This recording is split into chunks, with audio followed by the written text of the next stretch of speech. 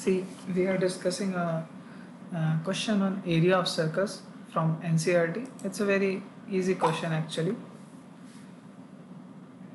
इसमें पूछा गया है क्वेश्चन नंबर 3, ठीक है। ये एक आर्चरी का टारगेट है, ठीक है। उसमें जैसे होता है जितना आप बीच में करेंगे उतना पॉइंट्स आपको ज़्यादा मिलेंगे। तो गोल्ड है, उसके बाहर रेड जोन है, उसके बाहर ब्लू जोन है, उसके बाहर ब्लैक है और उसके बाहर थिकनेस है, वाइट है, ठीक है।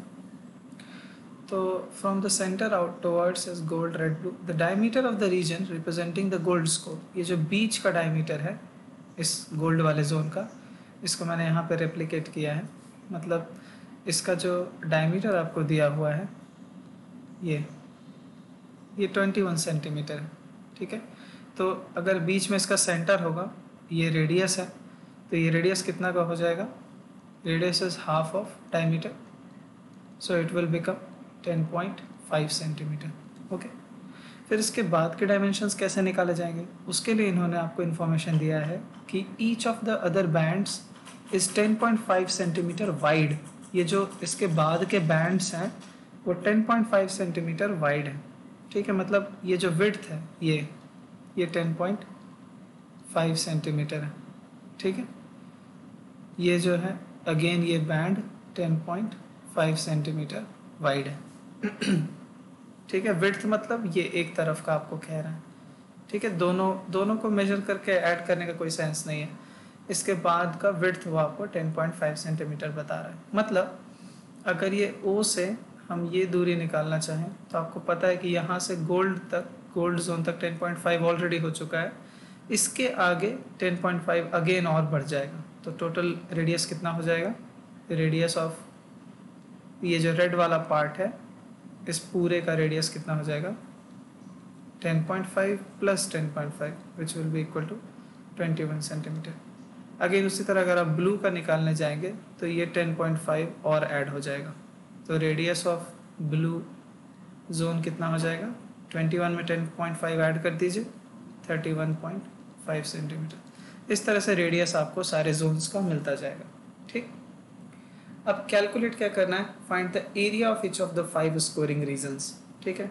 तो देखिए ब्लू वाले का एरिया जो होगा, जो गोल्डन जोन है बीच वाले का, एरिया ऑफ गोल्ड एरिया, इसका क्या हो जाएगा? पाई इंटू 10.5 का स्क्वायर, पाई आर स्क्वायर।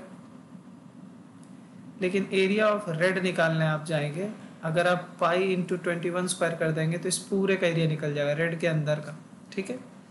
ध्यान दीजिए, ये रेड वाला एरिया का पूरा का एरिया निकल जाएगा अगर आप पाई इंटू 21 स्क्वायर करेंगे तो।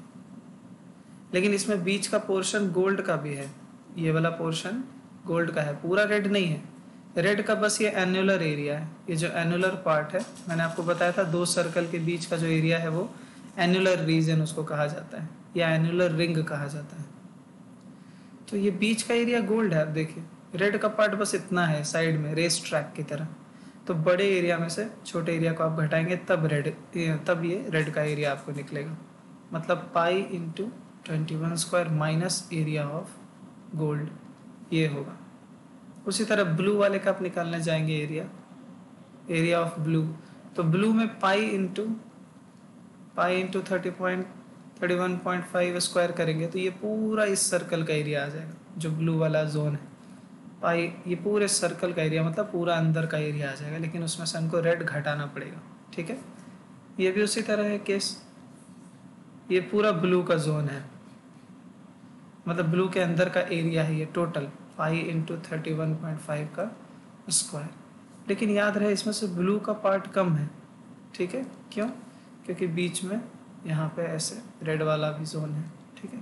तो आपको सिर्फ ये एनुलर पार्ट ब्लू है, ये आपका ब्लू वाला जोन है, तो आपको ये रेड वाला बीच वाला एरिया अगेन उसमें घटाना पड़ेगा, माइनस पाई इंटू, या एरिया ऑफ रेड तो आपने निकाल ही लिया है, डायरेक्ट आप यहाँ पे उसमें एरिया ऑफ रेड हटा दीजिए, तब आपको एरिया ऑफ ब्लू आ जाएगा, ठीक है।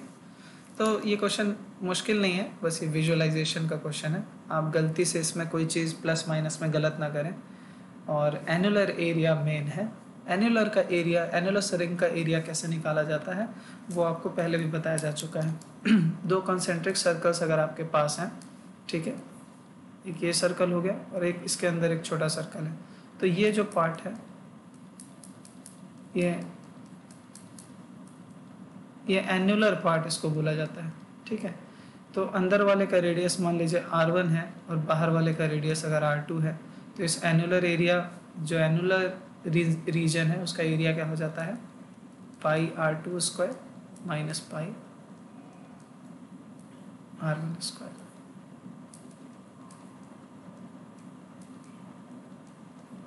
ठीक है, स्क्वायर यूनिट कृपया करना भूलें।